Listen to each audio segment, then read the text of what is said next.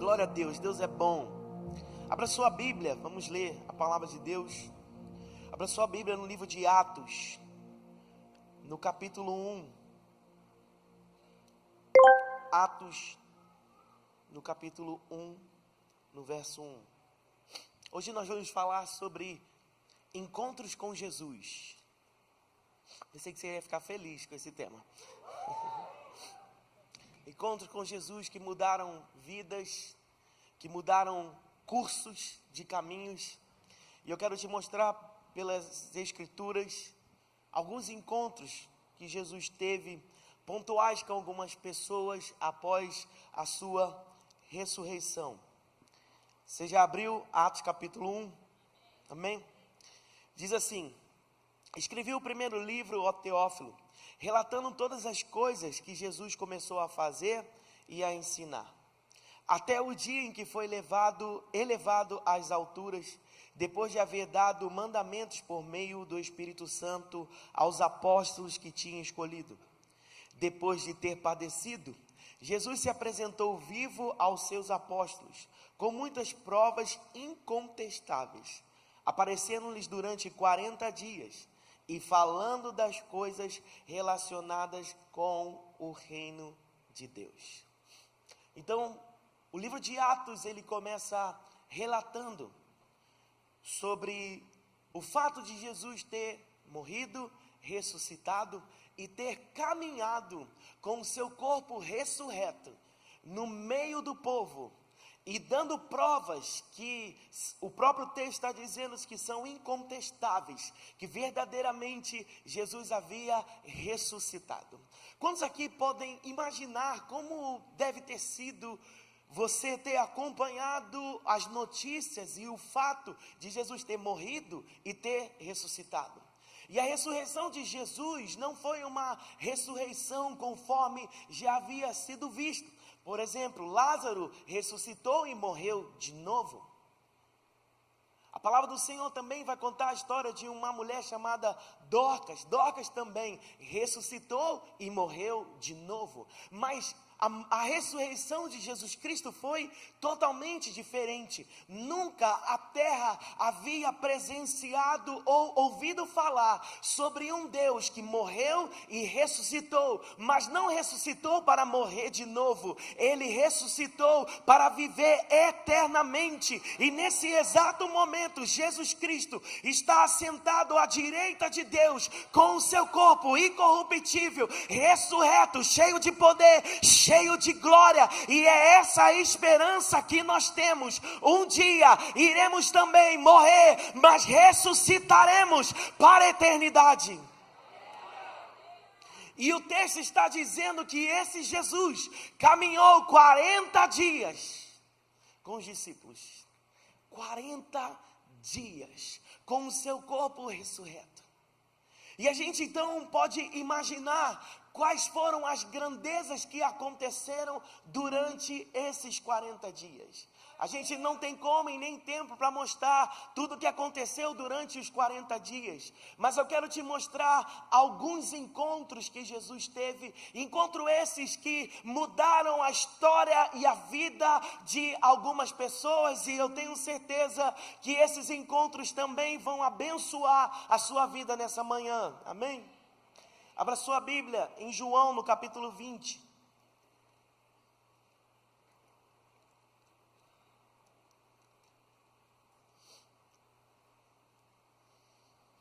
João,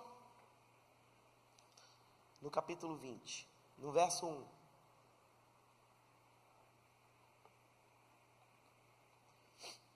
Diz assim: no primeiro dia da semana, de madrugada, quando ainda estava escuro, Maria Madalena foi ao túmulo e viu que a pedra da entrada tinha sido removida.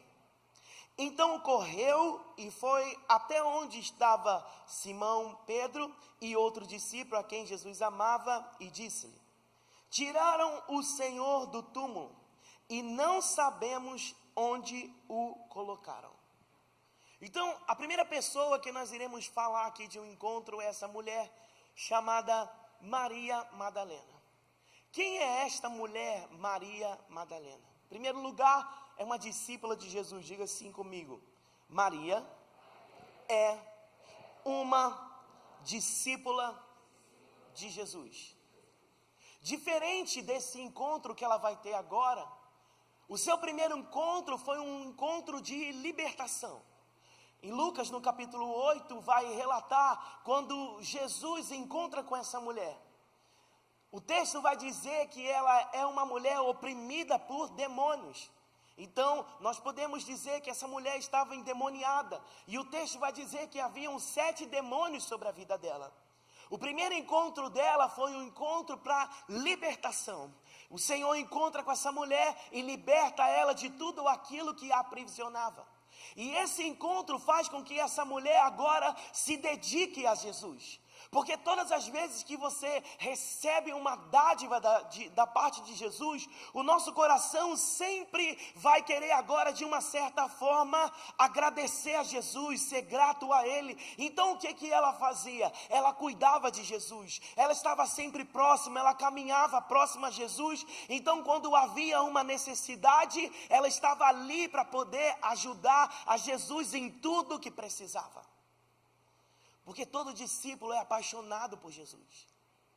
Vou voltar e vou repetir: todo discípulo, ele é apaixonado por Jesus. Todo discípulo, aonde tem uma necessidade, ele quer servir ao seu Senhor. Então essa mulher, ela é uma discípula apaixonada por Jesus. Ela quer servir, ela cuida das necessidades de Jesus. Jesus sempre anunciou que um dia ele iria morrer. E quando isso acontece, esta discípula, ao perceber que iriam levar o corpo de Jesus, e a palavra do Senhor vai contar sobre José de Arimateia, que ele pega o corpo de Jesus e vai sepultar. Ele pede isso, para que seja ele, tudo isso, para que se cumpra uma profecia dita por Isaías, aonde Jesus Cristo iria ser sepultado. Mas diferente dos outros discípulos que fogem, ela continua observando aonde o seu mestre será sepultado.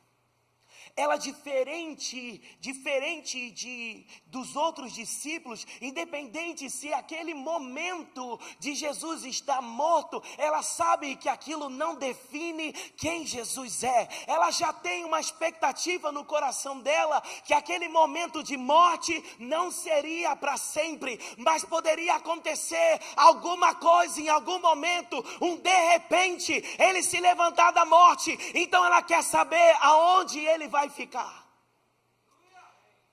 Porque qual o planejamento do coração dela? Ela vai preparar, irmãos, perfumes para ir lá até Jesus e colocar sobre ele. A adoração não para, a adoração não para. Jesus pode estar passando por esse momento de morte, mas isso não para a adoração de um discípulo que é apaixonado por Jesus. Então ela decide acordar de madrugada. Porque às vezes, irmãos, a paixão é tão grande, que não dá para esperar o dia amanhecer. Não, tem que acordar de madrugada. Vamos para lá, de madrugada. Porque se você fizer algo que ninguém está fazendo, Deus vai te mostrar o que ninguém poderá ver. Por isso que essa mulher, ela se levanta pela madrugada, vai até o túmulo. Cadê o vaso aqui para poder acompanhar aqui? A gente já está, já quase 10 horas da manhã já. O barão, vamos voltar. Quando ela chega no túmulo, o texto vai dizer que ela encontra. Ah, o varão chegou, né? Isso aí, vaso de Deus. Ouviu o chamado, já chegou rápido. Olha o que o texto vai dizer. Ela foi e correu até onde Jesus estava sepultado e viu que a pedra da entrada havia sido removida. Ela corre até os discípulos para anunciar: olha, aconteceu alguma coisa. Aconteceu alguma coisa, porque eu fui ao encontro e não o encontrei. Eu corri até ele, mas não o vi. Às vezes, irmãos, a gente entra em ambiente como esse e sai deles sem ver, sem ouvir falar, e se conforma com isso. Porque em ambiente onde palavra está sendo pregada, você não pode sair daqui sem ver, sem ouvir, sem receber um toque do Senhor. Porque se você é um discípulo apaixonado, você vai querer ouvir o seu mestre falar com você. Afinal, você saiu de casa para um encontro com Jesus. Então, enquanto Ele não chega para você, você não pode descansar os seus olhos, você não pode descansar a sua voz, você não pode descansar o seu interior, você não pode descansar o seu coração, você não pode descansar o seu sentimento com relação a Ele. Eu vou ficar aqui até Ele aparecer. E aquela mulher, ela queria que outras pessoas vissem o que estava acontecendo. Então ela chama os outros discípulos: olha, não está mais aqui. Mas sempre vão ter aqueles que desistem. Mas ela não desistiu. Ela permaneceu. Ela não desistiu. Ela permaneceu. Os outros discípulos foram embora. Porque tem gente que, se não ver, se não sentir, rápido desiste. Mas ela não. Porque ela é uma discípula apaixonada e deseja se encontrar com o seu mestre.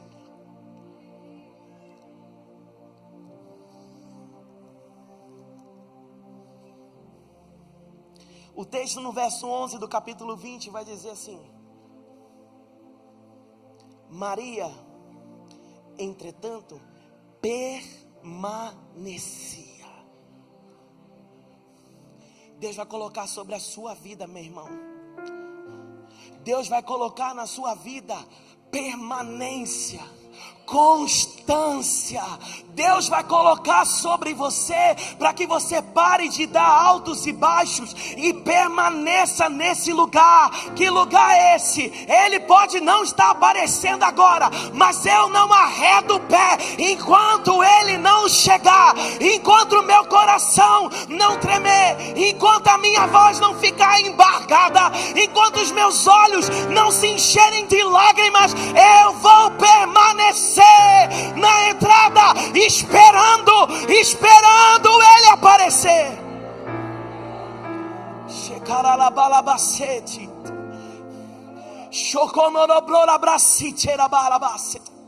Porque todas as suas experiências que você tem com Jesus é para colocar uma marca de quem Ele é na sua vida.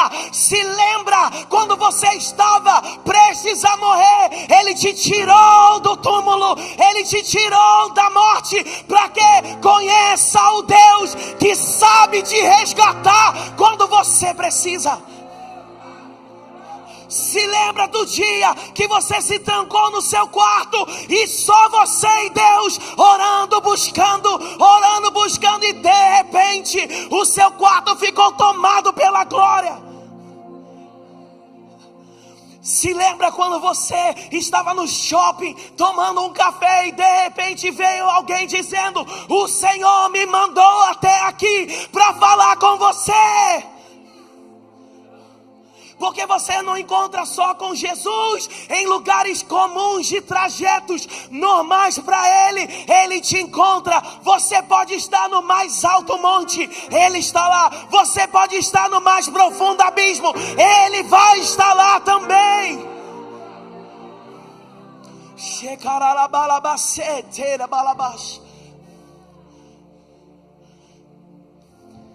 Entretanto, Maria permanecia na entrada do túmulo chorando. E enquanto chorava, abaixou-se e olhou para dentro do túmulo. Mas antes, na primeira vez que ela olhou para dentro do túmulo, só viu algumas coisas, mas a permanência dela fez a visão mudar. Porque ela permaneceu, o ambiente começou a ficar diferente. Porque ela permaneceu, visões do céu começaram a se abrir diante dela. Porque ela permaneceu, Deus começa a mudar o que ela está vendo. Porque ela permaneceu, ela vai começar a ver agora visões do céu diante dela. Porque ela permaneceu. Está doendo, está sofrendo, mas eu vou permanecer. Está difícil, mas eu vou permanecer. Está sofrido, mas eu vou permanecer. Todo mundo foi embora, mas eu vou permanecer.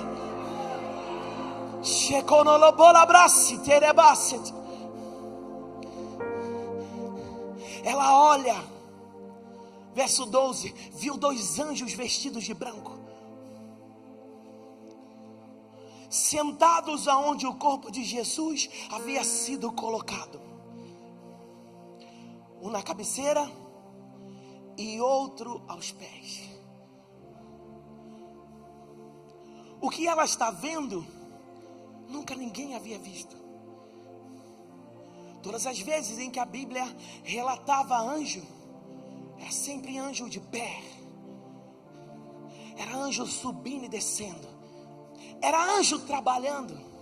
Porque anjos são seres trabalhadores, ministradores. Mas quando um trabalhador senta,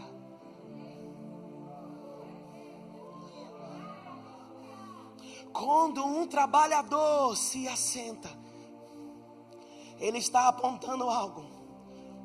O trabalho que tinha para ser feito já foi executado. O trabalho que foi nos dado já foi executado. Um na cabeceira e outro nos pés. Um na cabeceira e outro nos pés. Um no cabeça e outro nos pés. Cabeceira aponta para autoridade. Um anjo descansado na autoridade do cabeça, que é Cristo. Outro anjo descansado nos pés, apontando para a igreja que anuncia a salvação. Agora nós estamos descansados no papel do cabeça e estamos descansados no papel da igreja que vai levar o evangelho. Alguém que permaneceu e está vendo tudo isso acontecer. Só que o texto continua. Os anjos falam assim, perguntaram para ela, verso 13: mulher, por que você está chorando? Ela respondeu: porque levaram meu Senhor e eu não sei aonde o puseram. Depois disso, ela virou-se para trás e viu Jesus de pé, mas não reconheceu que era Jesus. E Jesus lhe perguntou: mulher, por que você está chorando? A quem você procura? Ela, supondo que ele fosse o jardineiro, respondeu: se o Senhor o tirou daqui, diga-me onde colocou e eu o levarei. Às vezes quando você está chorando, nossos olhos ficam meio embaçados. O anjo conversa com ela, pergunta por que ela está chorando e ela explica o motivo da permanência. Levaram o meu Senhor e eu não saio daqui enquanto ele não aparecer. Eu não sei para onde levaram, mas uma certeza eu tenho: eu só arredo o pé daqui quando ele aparecer. E de repente ela olha para trás e vê um homem de pé, Jesus, mas não reconhece. Ela supõe que Jesus seja o jardineiro. E o que Jesus está mostrando para essa mulher? Jesus aparece para ela e permite que ela o confunda com um jardineiro. E por que Jesus está fazendo isso? Um jardineiro trabalha em um jardim, não é isso?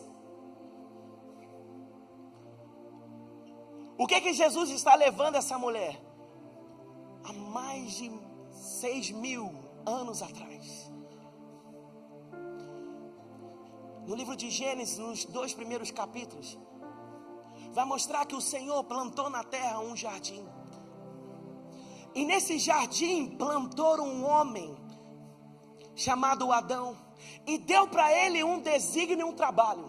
Você vai guardar e cuidar do jardim. Quem guarda e cuida de jardim é o quê? Fala com vontade. Só que aquele primeiro jardineiro falhou, pecou, desobedeceu. Mas Jesus aparece para ela muitos anos depois em um jardim de novo, de frente para ela como um jardineiro. E você precisa se lembrar o que Jesus disse no livro de João, nos capítulos 14, dizendo: eu sou a videira verdadeira e vocês são os meus ramos. Um jardineiro cuida de ramos. Jesus aparece para ela dizendo o seguinte: aquele primeiro jardineiro falhou. Eu assumi esse lugar, porque se o primeiro jardineiro falhou, eu te digo a partir de hoje, estarei cuidando de vós.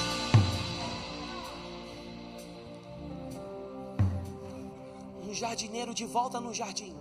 Jardim, lugar de intimidade, lugar de deleite, lugar de aproximação, lugar onde o Senhor derrama das suas virtudes. Se o pecado separou o homem de Deus, o jardineiro está de volta no jardim para dizer o seguinte: esse lugar da presença, esse lugar de intimidade, esse lugar para quem deseja se encontrar comigo, eu trouxe de volta. E não só agora na viração do dia. Clama a mim, responder-te-ei, me chama que eu vou te atender.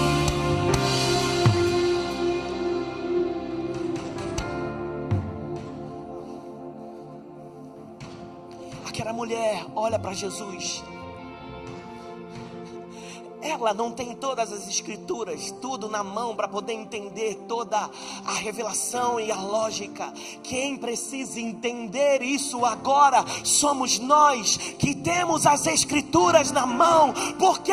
Porque se você não compreender que você está de volta no jardim e que o jardineiro ocupou o lugar e ele está dizendo: coma da árvore da vida, coma da minha palavra, coma da minha palavra, se alimenta da minha palavra.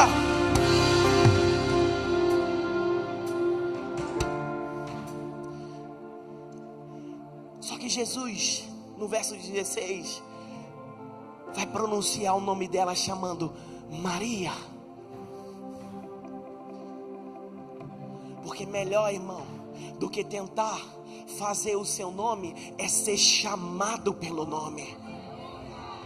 Melhor do que tentar fazer o seu nome é ser chamado pelo nome. Quando Jesus nasceu, a primeira mulher que viu também foi uma uma mulher chamada Maria, só que essa Maria era virgem perfeita. Jesus nasce na lei, Jesus nasceu para os perfeitos, mas agora Jesus Cristo ressurreto, 33 anos depois, Jesus Cristo ressurreto, Ele ressuscita na graça.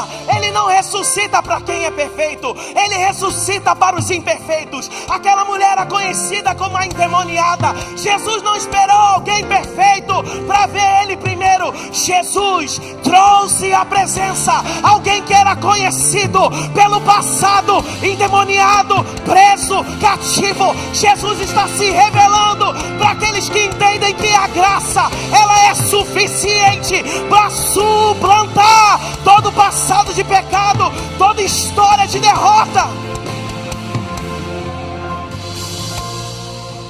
Aleluia. Se for para Jesus, pode aplaudir.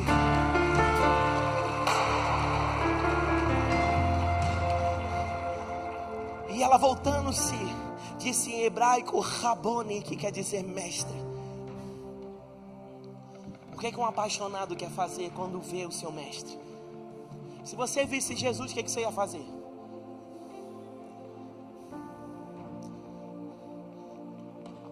Quem é que ia correr para abraçar? Aquela mulher corre para abraçar Jesus. E Jesus diga: calma, não me detém agora, porque o Cordeiro de Deus precisa ser apresentado ao Pai. Mas vai chegar daqui a pouco. Calma. Eu mudei até o roteiro, porque quando alguém permanece, eu mudo os cursos das histórias.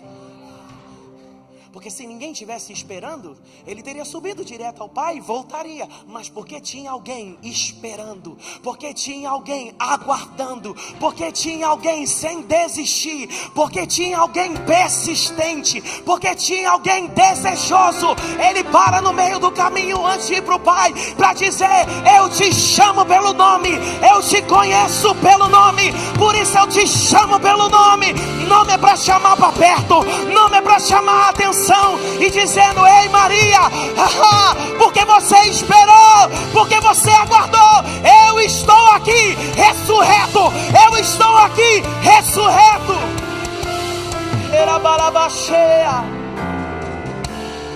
E porque você esperou, eu vou dar para você o direito de anunciar.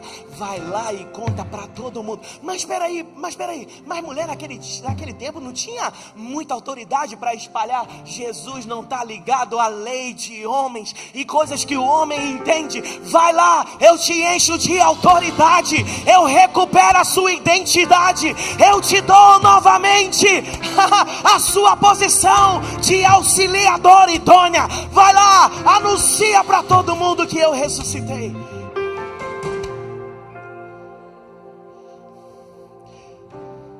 Verso 18 vai dizer: então Maria foi e anunciou aos discípulos dizendo: eu vi o Senhor.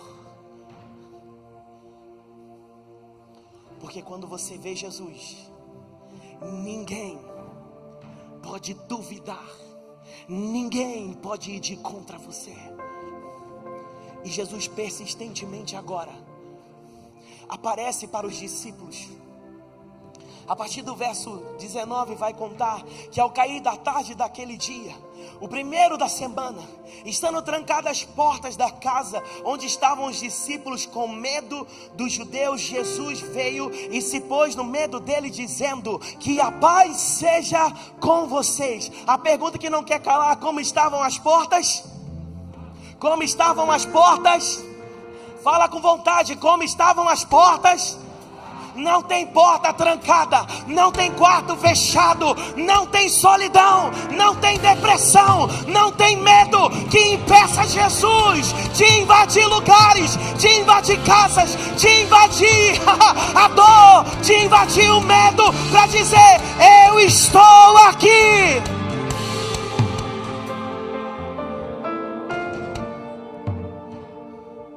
Porque se você não estiver esperando e se trancar, ele vai atrás. Ele vai atrás de você aonde você estiver. Não adianta se esconder, não adianta tentar fugir. Quando Ele te chamou para a vida, quando Ele te deu propósito, quando Ele te deu desígnio, quando Ele te deu um chamado, não adianta se esconder. Eu declaro que sobre a sua família, sobre os seus, esses que estão trancados, esses que estão escondidos, esses que estão sem viver o chamado, Jesus invadir a casa agora, Jesus invadir esse quarto fechado, Jesus invadir no medo, Jesus invadir na solidão, para dizer: eu estou aqui, eu estou aqui. Aleluia.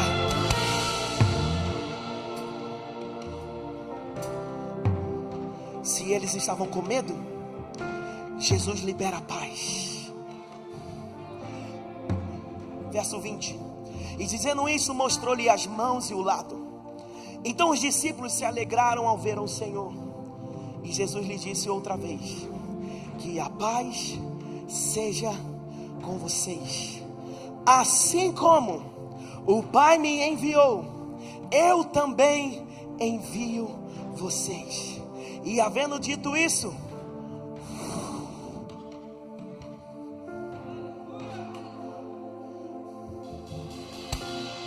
você lembra o que tinha acontecido com o jardineiro lá atrás? O Senhor fez um boneco de barro e soprou da sua vida. Todos aqueles homens marcados para morrer, assim como no começo Jesus sopra a vida sobre eles. Mas está faltando um aqui na história. Tinha um que estava do lado de fora da casa. Tinha um que a dúvida permeava na cabeça dele. Tinha um que não estava nessa hora do encontro, mas Jesus tinha um encontro marcado com ele. Tinha alguém que deixou a dúvida entrar no seu coração. Tinha alguém dizendo: essa vida não é mais para mim, isso não é mais para mim, eu não tenho mais condições de viver um negócio desse, eu não acredito mais nisso. A partir do verso 24 vai contar a história de um homem chamado Tomé. Tomé é aquele mesmo que em João 11:16 convidou os discípulos: vamos morrer junto com o mestre. Começou com uma grande convicção, mas no meio do caminho deixou a dúvida entrar no coração dele. E o texto vai dizer assim: Tomé, um dos 12, não estava com eles quando Jesus veio.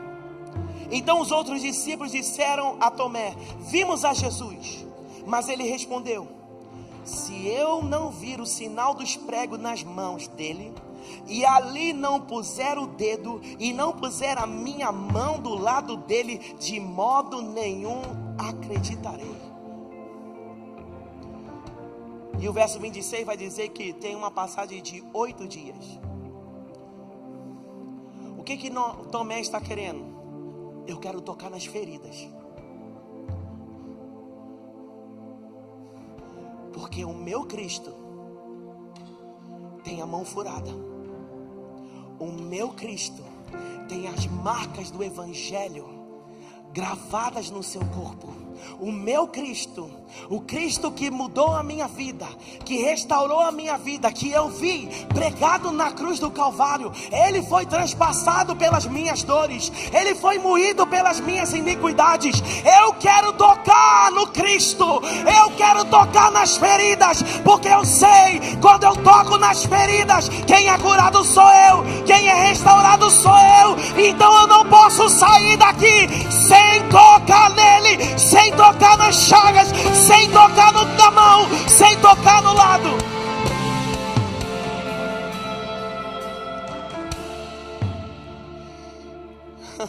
Passado 8 dias, os discípulos de Jesus estavam outra vez reunidos e Tomé estava com eles. Estando as portas trancadas, Jesus veio e se pôs no meio deles e disse mais uma vez: que a paz seja convosco.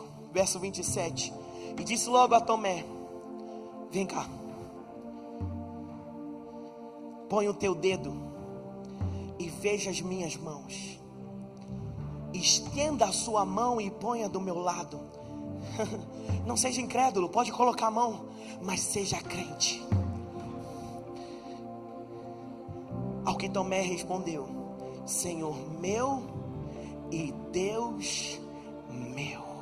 Senhor meu e Deus meu. Com o que Tomé responde? Algumas pessoas pegam esse texto e focam no lugar onde não deveria focar. Porque fatalmente alguém aqui talvez ainda é um Tomé, ou já foi um Tomé na sua vida. E que um dia você também: eu quero tocar nas feridas, eu quero tocar nas chagas. Eu não saio daqui sem tocar nas chagas. E o Senhor falou: vem, toca. E quando Ele toca, dentro do interior dele, aquilo que era uma sequidão se torna agora um rio de reconhecimento da soberania do Senhor. Para a gente fechar, abra sua Bíblia em Isaías.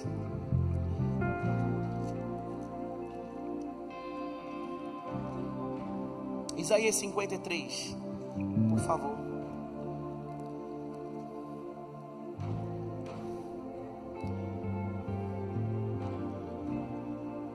Diz assim: quem creu em nossa pregação, e a quem foi revelado o braço do Senhor, porque foi subindo como um renovo diante dele, e como raiz de uma terra seca, não tinha boa aparência e nem formosura. Olhando para ele, beleza alguma havia que nos agradasse. Era desprezado e o mais rejeitado entre os homens, homens de dores e que sabe o que é padecer. E como um do que os homens esconde o rosto, era desprezado e dele não fizemos caso. Certamente Ele tomou sobre si as nossas enfermidades e as nossas dores levou sobre si. E nós que considerávamos como aflito, ferido de Deus e oprimido, mas Ele foi transpassado por causa das nossas transgressões, Ele foi esmagado por causa das nossas iniquidades. O castigo que nos traz a paz estava sobre Ele, e pelas suas pisaduras nós fomos sarados. Todos nós andávamos desgarrados como ovelhas, cada um se desviava pelo seu próprio caminho, mas o Senhor fez cair sobre ele a iniquidade de nós todos. Ele foi oprimido e humilhado e não abriu a boca. Como um cordeiro foi levado ao matadouro, e como ovelha muda diante os seus tosquiadores, ele não abriu a boca.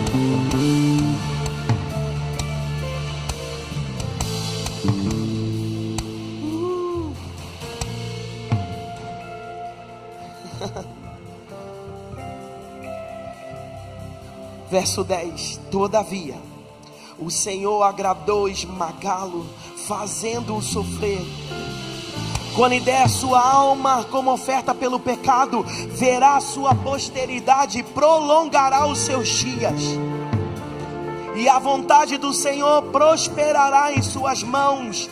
Ele verá o fruto do seu trabalho, de sua alma, e ficará satisfeito. O meu servo, o justo, que com seu conhecimento justificará a muitos, porque as suas iniquidades, as iniquidades deles, levará sobre si. Olha o que diz o verso 12: por isso eu lhe darei a sua parte com os grandes e com os poderosos. Ele repartirá o desposo, pois derramou a sua alma na morte e foi contado com os transgressores. Contudo, levou sobre si o pecado de muitos.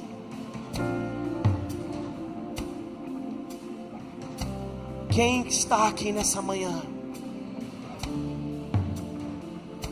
O Cristo que tem as marcas em suas mãos, que tem a sua mão furada, que tem os seus pés marcados, que tem o seu lado furado, para te dizer algo: eu tenho a vida que você precisa. Eu tenho a vida que você precisa. Eu tenho a paz que você precisa. Eu tenho a alegria que você precisa. Sou eu o caminho, a verdade, a vida. O caminho, a verdade, a vida. O caminho, a verdade, a vida. Ei, Lagoinhabá, eu te chamo para ficar de pé nessa hora.